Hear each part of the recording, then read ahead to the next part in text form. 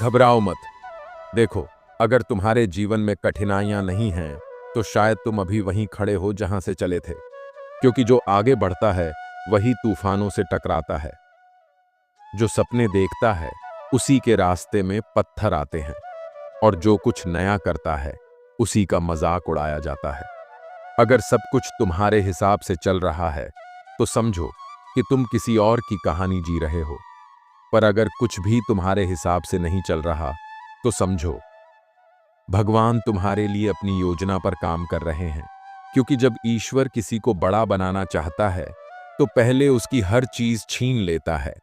लोग, अवसर, आराम, यहां तक कि नींद भी, ताकि वह व्यक्ति भीतर से मजबूत बन सके। जब तुम रोते हो, जब तुम अकेले बैठते हो और कहते हो अब नहीं होगा, तो वही समय होता है जब तुम्हारी आत्मा भीतर से कहती है मैं अभी खत्म नहीं हुआ। और वो आवाज, वही एक छोटी सी ना हारने की आवाज, वही सफलता का पहला कदम होती है। कभी अपने दर्द से मत भागो, क्योंकि वही दर्द तुम्हें महान बनाएगा। तुम्हारा संघर्ष, तुम्हारा अकेलापन, तुम्हारी असफलता, यही तुम्हारे शिक्षक हैं। इनसे सीखो, इनसे भागो मत। क्योंकि जब दुनिया तुम्हें गिरा देती है तब भगवान तुम्हें उठाने आता है।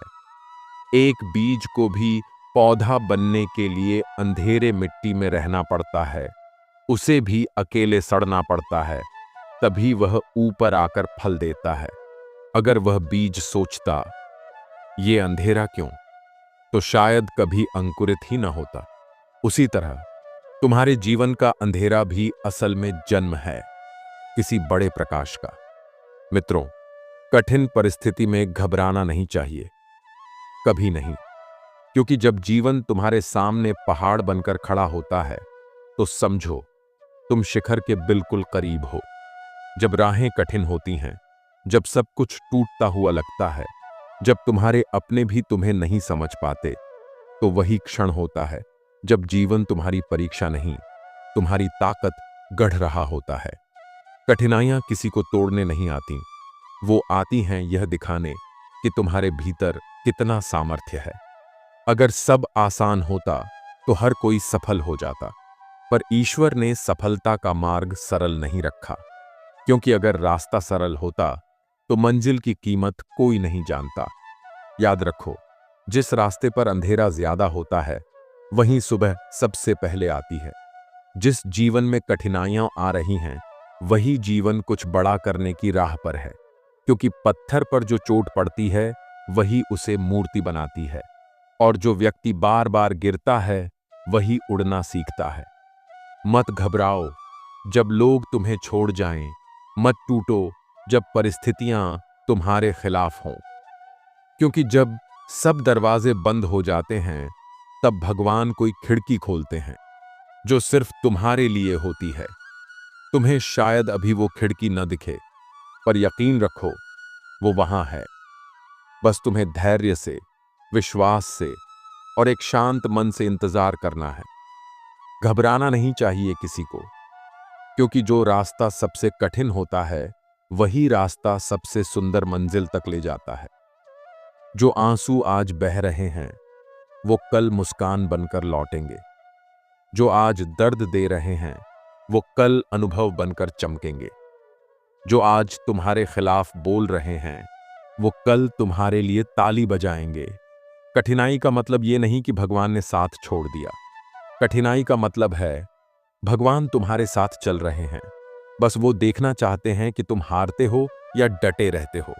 क्योंकि जीत हमेशा उसी की होती है जो अंत तक टिकता है। इसलिए जब भी जीवन कठिन लगे, बस याद रखना, अगर ये रास्ता कठिन है तो मंजिल निश्चित रूप से महान होगी। और अगर जीवन अब भी आसान लग रहा है तो शायद तुम अब भी मंजिल की ओर नहीं, आराम की ओर बढ़ रहे हो। भगवान हमेशा वहीं मिलते हैं जहां इंसान पूरी तरह टूट जाता है। क्योंकि जब अहंकार टूटता है तभी भीतर की शक्ति जागती है। जब तू कहता है अब मैं नहीं कर सकता, तब ईश्वर कहता है अब मैं करूंगा। तो मत घबराओ, मत डराओ खुद को असफलता के नाम से, क्योंकि असफलता का अर्थ है तुम कोशिश कर रहे हो और कोशिश करने वाला ही एक दिन जीतता है। श्री कृष्ण कहते हैं, जो अपने कर्तव्य में दृढ़ है, जो हर परिस्थिति में शांत है, वही सच्चा विजेता है। इसलिए जब जीवन तुम्हें परखे तो मुस्कुराओ और कहो, आओ कठिनाइयों, मैं तैयार हूं, क्योंकि जो कांटों से गुजरना जानता है वही फूलों तक पहुंचता है। याद रखो, कठिन रास्ते कमजोर लोगों के लिए नहीं बने, वो उनके लिए हैं जो खुद पर भरोसा रखते हैं, जो जानते हैं कि चाहे दुनिया कुछ भी कहे, भगवान मेरे साथ है। और जिस दिन तुम्हें यह एहसास हो गया, उस दिन से कोई कठिनाई तुम्हें गिरा नहीं सकेगी। इसलिए अगर तुम्हारे जीवन में कठिनाई है तो घबराओ मत, बल्कि गर्व करो, क्योंकि भगवान ने तुम्हें उस मार्ग पर चुना है जहां से इतिहास बदलते हैं, जहां से आत्माएं जागती हैं, जहां से सफलता जन्म लेती है। इसलिए सिर उठाओ, आंसू पोंछो और अपने मन से कहो, मैं हार नहीं मानूंगा, क्योंकि यह कठिनाई नहीं, मेरी उड़ान की तैयारी है। साथियों, संध्या का समय था। आकाश पर रक्तिम रंगों की चादर बिछी थी। दूर कहीं पहाड़ियों के बीच एक झरना गूंजता हुआ गिर रहा था, जैसे धरती के हृदय से कोई संगीत फूट पड़ा हो। उसी झरने के पास एक वृद्ध महर्षि अपने शिष्य के साथ ध्यानस्थ बैठे थे। चारों ओर का वातावरण शांत था, परंतु शिष्य के मन में तूफान मचा हुआ था। शिष्य व्याकुल होकर बोला, गुरुदेव, सब कुछ बिखर गया है, जीवन जैसे रुक गया हो। साधना कर रहा हूं, पर सफलता नहीं मिलती। लोग उपहास करते हैं, मुझे लगता है कि मैं असफल हूं। महर्षि ने मुस्कुराकर अपनी आंखें खोलीं, झरने की ओर इशारा करते हुए बोले, वत्स, क्या तुमने इस झरने की ध्वनि सुनी है? यह तुम्हें क्या कहती है? शिष्य बोला, यह शोर करती है गुरुदेव, बहुत शोर। महर्षि हल्के से हंसे, यही तो तुम्हारी भूल है। तुम्हें शोर सुनाई देता है, पर मुझे संघर्ष की संगीत सुनाई देता है। यह झरना जब तक ऊंचे पत्थरों से टकराता नहीं, तब तक गूंजता नहीं। इसी टकराव में इसका स्वर है, इसकी पहचान है। महर्षि ने पास के पत्थर को हाथ में उठाया और बोले, जब जल पर्वत से गिरता है तो यह पत्थर उसका मार्ग रोकते हैं, लेकिन क्या जल ठहरता है? नहीं, वह रास्ता बनाता है, हर टकराव के साथ, और निर्मल होता जाता है। यही कठिनाई का अर्थ है, शुद्धि का अवसर। शिष्य ने पूछा, पर गुरुदेव, कठिनाई में गर्व कैसे करें? वह तो दुख देती है। महर्षि मुस्कुराए, वत्स, कठिनाई वह परीक्षा है जिसे स्वयं भगवान लेते हैं, यह देखने के लिए कि तुम्हारे भीतर कितना धैर्य और विश्वास है। जो संघर्ष में घबराता है वह अपनी आत्मा को अधूरा छोड़ देता है, पर जो गर्व करता है, हां, मैं चल रहा हूं सही मार्ग पर, वही अंत में विजय प्राप्त करता है। उसी समय आकाश में मेघ गरजे, स्वर्ग से इंद्र प्रकट हुए। उनके मुख पर गर्व और चिंता दोनों थे। उन्होंने कहा, महर्षि, मैंने तो असीम वैभव पाया है, स्वर्ग पर राज्य किया है, पर जब भी कोई मानव कठिन परिस्थिति में भी अडिग रहता है, मुझे भय होता है। ऐसा लगता है उसका तेज मेरे स्वर्ग से भी ऊंचा है। महर्षि बोले, देवेंद्र, वही मानव सच्चा देवता बनता है जो परिस्थिति से नहीं, सत्य से चलता है। कठिनाइयां देवता नहीं देती, वे उन्हें तराशती हैं। शिष्य चकित होकर बोला, तो क्या हमारी विपत्तियां भी वरदान हैं? महर्षि ने शांत स्वर में कहा, हां वत्स, वे ही तो स्वर्ग का द्वार हैं। जो उन्हें सह लेता है वही दिव्यता का अधिकारी बनता है। महर्षि उठे, झरने के पास गए और हाथ से जल उठाकर बोले, इस जल को देखो वत्स, यह आकाश से गिरा था। नीचे आने में उसे कितने पत्थरों से टकराना पड़ा, कितनी चोटें लगीं, पर अंत में यह धरती को जीवन देता है। जो गिरता है वही अंत में देता है। फिर उन्होंने धीरे से कहा, यैनम वेत्ति हंतारम यश्चैनम मन्यते हतम, उभौ तो न विजानी तो नायम हंति न हन्यते। जो सोचता है कि आत्मा मारी जाती है या मारती है, वह अज्ञानी है। आत्मा न मारी जा सकती है, न मरण को जानती है। शिष्य की आंखों में आंसू आ गए। उसे लगा जैसे उसके भीतर कोई बंधन टूट गया हो। महर्षि बोले, वत्स, याद रखो, कठिन परिस्थिति में घबराना मत। पत्थरों से टकराने से झरना नष्ट नहीं होता, बल्कि स्वर्गीय संगीत बन जाता है। गर्व करो कि तुम्हें संघर्ष मिला। यही भगवान का संकेत है कि तुम कुछ असाधारण करने वाले हो। यही कड़वा सच है जो हर आत्मा को पीड़ा में समझ आता है। दूर कहीं आकाश में मेघ गरजे, इंद्र नम्र होकर झुके और झरने की गूंज में जैसे श्री कृष्ण की वाणी घुल गई। संघर्ष से भागने वाला स्वयं से हारता है, और जो डटा रहता है वही मेरे हृदय में स्थान पाता है। झरने की ध्वनि अब शोर नहीं थी, वह दिव्य संगीत बन चुकी थी। शिष्य मौन खड़ा था, पर उसके भीतर पहली बार शांति थी। रात्रि गहराने लगी थी। झरने की गूंज अब धीमे धीमे लोरी बन चुकी थी। आकाश में चंद्रमा शांत मुस्कुरा रहा था, जैसे किसी गहरे रहस्य का साक्षी हो। शिष्य ध्यानस्थ बैठा था, पर उसके भीतर प्रश्नों का एक सागर था। तभी झरने का जल अचानक सुनहरी आभा में चमक उठा। हवा में गंध भर गई, तुलसी, चंदन और करुणा की। महर्षि ने आंखें बंद कर नमस्कार किया और बोले, वत्स, आज तुम्हें वह दर्शन मिलेगा जो हर तपस्वी अपने जीवन में एक बार चाहता है। झरने के बीच से एक दिव्य ज्योति प्रकट हुई। चारों ओर कमल खिल उठे, हवा स्थिर हो गई और उस तेजस्वी प्रकाश से श्री कृष्ण प्रकट हुए। उनके मुख पर वही मुस्कान थी जो सब प्रश्नों का उत्तर थी और सब उत्तरों से परे भी। शिष्य हतप्रभ होकर झुक गया। उसके शब्द जैसे कंठ में अटक गए। श्री कृष्ण ने मृदुल स्वर में कहा, वत्स, तुम जानना चाहते हो कि कठिन परिस्थिति का रहस्य क्या है, क्यों यह जीवन में आती है? शिष्य ने सिर झुकाया।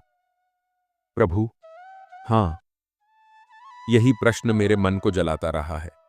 क्यों कुछ लोग जन्म से ही संघर्षों में घिर जाते हैं, जबकि कुछ को सब सहज मिल जाता है? श्री कृष्ण मुस्कुराए, क्योंकि हर आत्मा की साधना अलग होती है।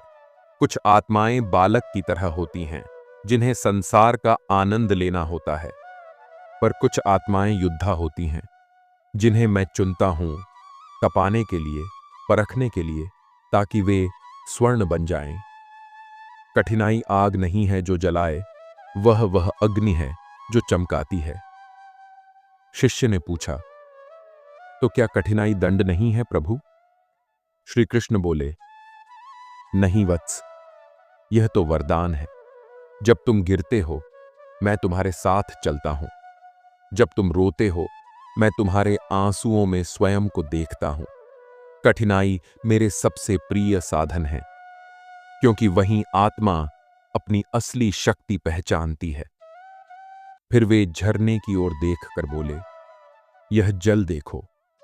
यदि यह शांत सरोवर होता तो सुंदर होता, पर स्थिर। इसमें जीवन न होता, पर जब यह गिरता है, टकराता है, टूटता है, तब इसकी गूंज आकाश तक पहुंचती है। यही जीवन का सत्य है, जो टूटता है वही गूंजता है। महर्षि ने प्रणाम किया। प्रभु, यह शिष्य आज अपने भय से मुक्त हुआ है। आपने इसे वह सत्य दिखाया जो शास्त्रों में भी शब्दों में नहीं समा सकता। श्री कृष्ण मुस्कुराए।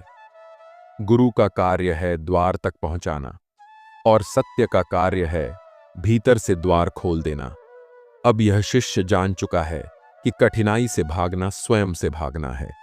शिष्य की आंखों से आंसू झरने की धारा में मिल गए। उसने कहा, प्रभु, अब मैं जान गया हूं, कठिनाई तो आपका संकेत है कि मैं अभी अधूरा नहीं, निर्माण में हूं। मैं घबराऊंगा नहीं, गर्व करूंगा कि आपने मुझे चुना। श्री कृष्ण ने धीरे से कहा, वत्स, याद रखो, जो अपने घावों को छिपाता है वह केवल जीवित रहता है, पर जो अपने घावों से प्रकाश निकालता है वही जीवन देता है। इसलिए जब भी कोई परिस्थिति कठोर हो, मुस्कुराओ, क्योंकि वही क्षण तुम्हें मेरे और करीब ला रहा है। फिर उन्होंने करुणा से भरी दृष्टि डालते हुए कहा, जब संसार तुझे गिराए, तू उठ जा। जब सब तुझ पर हंसे, तू मौन रह जा, क्योंकि सत्य कभी शब्दों से नहीं, कर्म से बोलता है। और जो सच्चा साधक है, वह परिस्थिति नहीं, अपने विश्वास को देखता है। इंद्र, जो अब तक मौन खड़े थे, श्री कृष्ण के चरणों में झुक गए। बोले, प्रभु, अब मैं समझ गया, स्वर्ग वैभव से नहीं, सहनशीलता से बनता है। मानव जो संघर्ष में अडिग रहता है, वह हम देवताओं से भी ऊंचा है। श्री कृष्ण ने शांत स्वर में कहा, देवेंद्र, यही तो कारण है कि मैं मनुष्यों में अवतार लेता हूं, क्योंकि वहीं मुझे सच्चा प्रेम मिलता है, वहीं तप में भक्ति का सौंदर्य है। हवा में दिव्य सुगंध फैल गई। श्री कृष्ण की ज्योति झरने में विलीन हो गई। जल अब नीले प्रकाश से दमक रहा था, जैसे स्वयं श्री कृष्ण उसमें बस गए हों।